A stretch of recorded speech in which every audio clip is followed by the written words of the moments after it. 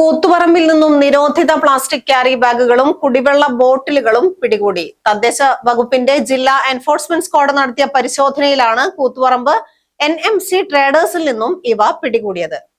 കൂത്തുപറമ്പ് നഗരസഭ പരിധിയിൽ നടത്തിയ മിന്നൽ പരിശോധനയിലാണ് 103 കിലോ നിരോധിത ഒറ്റത്തവണ ഉപയോഗ പ്ലാസ്റ്റിക് ക്യാരി ബാഗുകൾ, നിരോധിത 300 മില്ലി ലിറ്ററിന്റെ 1949 കുടിവെള്ള ബോട്ടിലുകൾ എന്നിവ പിടികൂടിയത്. സ്ഥാപനത്തിനകത്ത് മുറിയിൽ രഹസ്യമായി സൂക്ഷിച്ച നിലയിലായിരുന്നു നിരോധിത പ്ലാസ്റ്റിക് ഉൽപ്പന്നങ്ങൾ.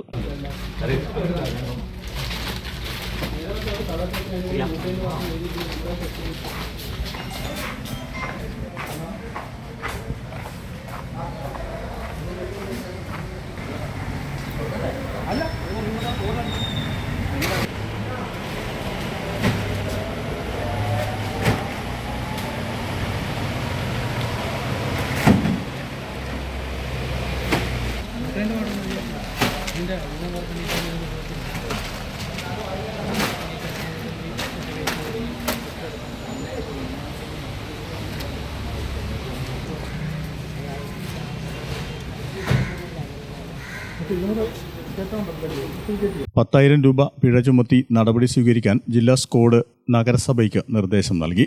ജില്ലാ enforcement officer KR Ajayakumar, PS Praveen, നഗരസഭ പബ്ലിക് ഹെൽത്ത് ഇൻസ്പെക്ടർമാരായ അഞ്ജു ജോർജ്, PK സജിത എന്നിവരാണ് പരിശോധനാ സംഘത്തിൽ ഉണ്ടായിരുന്നത്. ഗ്രാമിക ന്യൂസ്, കൂത്തുപറമ്പ്.